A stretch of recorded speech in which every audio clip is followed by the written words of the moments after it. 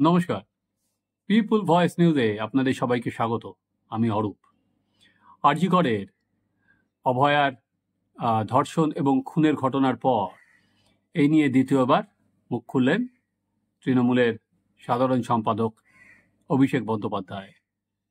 অনেকেই বলছিলেন উনি কেন চুপ করে গিয়েছেন, উনি নাকি পুরো যেভাবে চলছে পুরো রাজ্য প্রশাসন বা পুলিশের ভূমিকা এই ঘটনা বা স্বাস্থ্য দপ্তরের ভূমিকায় উনি নাকি সন্তুষ্ট নয়, তাই উনি চুপ করে গিয়েছেন।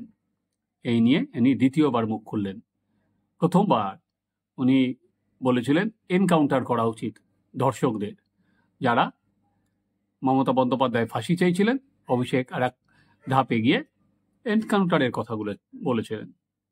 কিন্তু এদিন অভিষেক বন্দ্যোপাধ্যায় যে টুইট করেছেন তাতে উনি কিন্তু ধর্ষণের ঘটনায় 50 দিনের মধ্যে অপরাধীকে চিহ্নিত করে দোষী সাব্যস্ত করার জন্য নিশ্চিত করার কথা বলেছেন।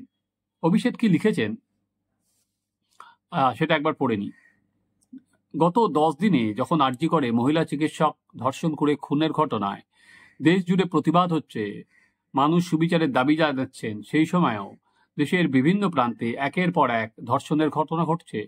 অথচ গত 10 দিনে দেশে 900টি ধর্ষণের ঘটনা ঘটেছে। প্রতিদিন 90টা করে ধর্ষণের ঘটনার রিপোর্ট লেখানো হয়েছে, অর্থাৎ প্রতি ঘন্টায় 4টে এবং প্রতি মিনিটে 15টি একটি ধর্ষণের ঘটনার অভিযোগ দায়ের হয়েছে। অথচ এত কিছু সত্ত্বেও এই অপরাধের কোনো দীর্ঘমেয়াদী সমাধান করা গেল না। আরও লিখেছেন উনি দেশের যে পরিসংখ্যান নানা তুলে দিয়ে এই ধর্ষণ বিরোধী কঠিন মনোভাবে আইন কতটা জরুরি। 50 দিনের মধ্যে ধর্ষণকারীকে চিহ্নিত করতে হবে, দোষী সাব্যস্ত করে নিশ্চিত করতে হবে এবং তার কঠোর শাস্তি দাবি করেছেন। শুধু সারবত্তাহীন প্রতিশ্রুতি নয়, এবং প্রত্যেক রাজ্য সরকারকে কেন্দ্রের ওপর চাপ সৃষ্টি করতে চাইছেন। অভিষেক বন্দ্যোপাধ্যায় পুরো ঘটনা শুধুমাত্র একটা ধর্ষণ এর মধ্যে একটা পরিসংখ্যান দিয়েছেন এবং তাতে কেন্দ্রের ওপর চাপ সৃষ্টি করার কথা বলেছেন। আমরা যদি এদিনের জাগো বাংলা কাগজ দেখি, সেখানেও কিন্তু বলা হয়েছে ধর্ষণ একটা সামাজিক ব্যাধি এবং এই স্ট্যাটিস্টিক্সগুলোই তুলে ধরা হয়েছে। এবং সেখানে অবশ্য বিজেপি শাসিত স্টেটে কতগুলো করা হয়েছে এবং কত 5-7 দিনের একটা স্ট্যাটিস্টিক্স তুলে ধরা হয়েছে। অভিষেক বন্দ্যোপাধ্যায় সেটাকে একটু বাড়ালেন। অর্থাৎ অভিষেক বন্দ্যোপাধ্যায় এনকাউন্টার নয়, যখন বলেছিলেন এনকাউন্টার করা উচিত, আজকের থেকে তার থেকে কিছুটা সরে 50 দিনের একটা টাইম লাইন দিয়েছেন। এবার চলুন অভিষেক, কিছু প্রশ্ন করা যাক আপনাকে। সামাজিক ব্যাধি তো নিশ্চয়ই, এ বিষয়ে কোনো সন্দেহ নেই, এবং যেখানে কোনো ধর্ষণের ঘটনা ঘটুক সেটা সব থেকে নিন্দাজনক। কিন্তু সামাজিক ব্যাধি বা বিভিন্ন পরিসংখ্যান তুলে আরজি করের ঘটনাটাকে অভিঘাত কিন্তু কমানো কোনো অবস্থাতেই যাবে না। আরজি করের ঘটনা আর 5টা ধর্ষণের ঘটনা কিন্তু একেবারেই এক নয়। কারণ আরজি করের ডাক্তারকে, অভয়াকে ধর্ষণ করে খুন না খুন করে ধর্ষণ, এটা এখনো তদন্তে আসেনি।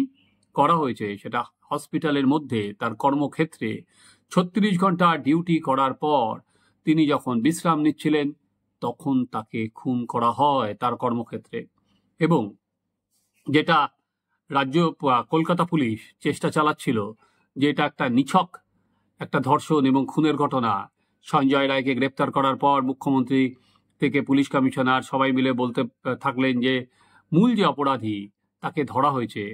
সেটা কিন্তু যত সিবিআই এর তদন্ত এগোচ্ছে সেখানে দাঁড়িয়ে কিন্তু একেবারেও উনি যে মূল অভিযুক্ত বা মূল অপরাধী সেটা কিন্তু কোনো সময় উঠে আসছে না অভিষেক।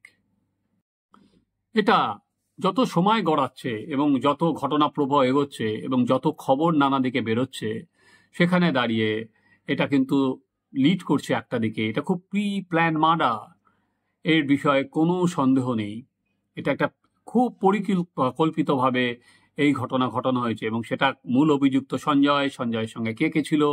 এবং আপনি যখন টুইটটা করেছেন তারপর কিন্তু তখন সুপ্রিম কোর্টের হিয়ারিং হয়নি অভয়া নিয়ে। সেই হিয়ারিংয়ে কিন্তু ছত্রে ছত্রে রাজ্য সরকারের যে আইনজীবী সেখানে কিন্তু কপিল সিবাল লেজে গোবরে হচ্ছেন এবং দুটো জায়গা সেখানে প্রধান উঠে আসছে। সেখানে এই ঘটনার পর আরজিকর স্বাস্থ্য কর্তৃপক্ষ এবং পুলিশের প্রতিটা জিনিসে গাফিলতি বলতে পারেন, বা এখনো যেহেতু তদন্ত চলছে, না ইচ্ছাকৃত, সেটা কিন্তু পরবর্তীকালে তদন্তে প্রমাণিত হবে। ফলে এটা শুধুমাত্র একটা ধর্ষণ, একটা সামাজিক ব্যাধি, এই তকমা দিয়ে এখান থেকে কিন্তু গা ঝেড়ে ফেলা একেবারে যাবে না অভিষেক। কোনো সেই দায়, এইটা যে জায়গায় যাচ্ছে সেই জায়গায় কিন্তু এটা নিছক একটা ধর্ষণ নয়, তার থেকে বড়, অনেক বড়। এবং সেখানে এই ঘটনা একদিকে যেমন ঘটানো হয়েছে, কোনো জিনিস কি আড়াল করতে অভয়া কি অনেক কিছু জেনে গিয়েছিল, তারপর যে ঘটনা হলো সেটা হচ্ছে একের পর এক গাফিলতি। কখন একটা জেনারেল ডায়েরি হয়েছে, তারপরে ইউডি হয়েছে, এবং তার দাহ করার পর তারপর তার বাবার এফআইআর এর অভিযোগের ভিত্তিতে এফআইআর করা হচ্ছে, অথচ হসপিটাল কর্তৃপক্ষ কিচ্ছু করেনি। বরং এক অতিরিক্ত সুপার সে বাড়িতে ফোন করে বলেছেন যে এটা আত্মহত্যা করেছে। সেই মেয়েটিকে দেখেও কারোর মনে হলো না ওখানে থেকে সেটা আত্মহত্যা বলে মনে হলো। ফলে নানা ঘটনা কিন্তু সামনে প্রবাহে চলে আসছে। ফলে তৃণমূল কংগ্রেস একটা সামাজিক ব্যাধি, বা এটা সব রাজ্যেই হয়, একটা স্ট্যাটিস্টিক্সের জাগলারি, একটা পরিসংখ্যান দিয়ে এই যে ঘটনাটাকে লঘু করে দেওয়া, সেটা কিন্তু একেবারেই হচ্ছে না। এবার আসুন, আপনার 50 দিনের যে ডেডলাইন আপনি দিয়েছেন, এখানে এই ধর্ষণ এবং খুন বা ধর্ষণ যেটাই হোক, আগে এখনো যেহেতু তদন্ত হয়নি, সেখানে দাঁড়িয়ে তারপরে যেটা উঠে আসছে যে তথ্য প্রমাণ নষ্ট করা হয়েছে সেখানে দাঁড়িয়ে, এবং যেটা সিবিআই এর আইনজীবী বলেছেন যে যেটা ক্রাইম সিন সেটা পর্যন্ত পাল্টে গেছে। এখন আমরা জানি না যেটা প্লেস অফ অকারেন্স সেটাই কি প্লেস অফ অকারেন্স কিনা, সেই নিয়েও প্রশ্ন উঠছে। ফলে একটা শুধুমাত্র ধর্ষণ হলে 50 দিনের মধ্যে তদন্ত, সে তো পরের ধাপ, কিন্তু তারপর যদি পুলিশ, যদি স্বাস্থ্য দপ্তর, আরজিকর হসপিটাল সবাই মিলে তথ্য এদিক ওদিক করতে থাকে, অন্তত আজকের বয়ান অনুযায়ী, এবং যে টাইম লাইন দেওয়া হয়েছে, যে সেই টাইম লাইন, সেখানে ছত্রে ছত্রে বিচারপতিরা প্রশ্ন তুলছেন, এবং এক বিচারপতি সুপ্রিম কোর্টের পার্দিওয়ালা, তিনি তো সরাসরি বলেছেন তার গত 30 বছরে তিনি এরকম কেস দেখেননি। তাহলে কোথায় 50 দিন কেন? তাহলে তো বছরের পর বছর চলে গেল, যে অপরাধী, মূল অপরাধী, সে সবসময় ধরা পড়বে না। অভয়ার যারা অপরাধী তাদের শাস্তি হবে না, অভয়া বিচার পাবে না। ঠিক যেমন অভিষেক কামদুনির মেয়েটি, ও কিন্তু বিচার পায়নি। সে আজকে 13 সালে একইভাবে এই মেয়েটিকে খুন করা হয়েছিল, একটি কলেজ ছাত্রীকে ধর্ষণ খুন। সে কিন্তু আজকে 11 বছর পর সেটা সিআইডি তদন্ত করছিল, সেখানে কিন্তু দেখা গেছে তদন্তে প্রচুর ফাঁক। সেই ফাঁকগুলোই কিন্তু অন্যান্যরা, মৃত্যুদণ্ড প্রাপ্ত আসামিরা যাবজ্জীবন হয়ে গেছে, যাবজ্জীবন আসামিরা বেকসুর খালাস হয়ে গেছে। তো এই 50 দিনের টাইমলাইন ঠিক করা, এই করে তো রাজনীতি সলতে পাকানো যাবে, কিন্তু বর্তমানে নাগরিক সমাজ কিন্তু এই কথায় আর ভুলবে না। তারা বিচার চাইছে অভয়ার খুনের প্রকৃত অপরাধীরা যাতে ধরা পড়ে। এবার শুধুমাত্র সিবিআই জবাব দাও, সিবিআই এর হাতে বিচার, কিন্তু বিচারটা করতে গেলে যে তথ্য প্রমাণের ওপর করতে হবে, সেখানে কিন্তু পদে পদে দেখা যাচ্ছে সেই তথ্য বা প্রমাণ কিন্তু নষ্ট করে দেওয়ার চেষ্টা হচ্ছে। এবং আপনি প্রথম টুইটে যেটা বলেছিলেন অভিষেক, এই ঘটনার পর যে 14 তারিখ মাঝরাতে যারা ভাঙচুর করলো তাদের সবাইকে গ্রেপ্তারের কথা, দ্বিতীয় টুইটে কিন্তু সেটা নেই।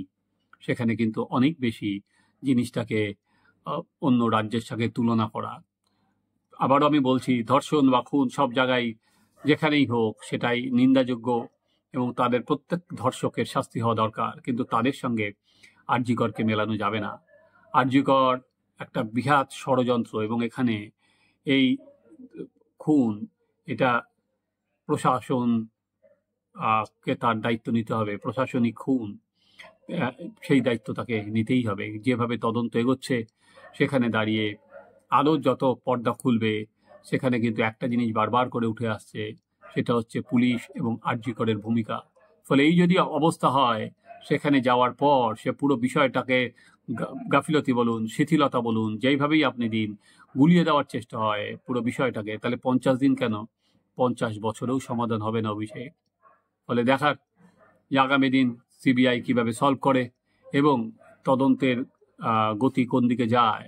শুধুমাত্র যেভাবে কলকাতা পুলিশ সাজানোর চেষ্টা করছিল সঞ্জয় রায়, যেটা একটা নিছক ধর্ষণ এবং খুনের ঘটনা, যেখানে তারা বলেই দিয়েছিল মাত্র 1 সপ্তাহের মধ্যে তারা সলভ করে ফেলবে, এত দক্ষতা সেই পুলিশরা, যারা কামদুনির মামলা 11 বছরে সিআইডি করতে পারলো না, সেখানে কলকাতা পুলিশ 7-10 দিনে পুরো কেসটা সমাধান করে ফেলবে। ঠিক মানুষ ঠিক গিলছে না, এগুলো গেলানোর চেষ্টা হচ্ছে, কিন্তু এই পুরিটা ঠিক গিলছে না।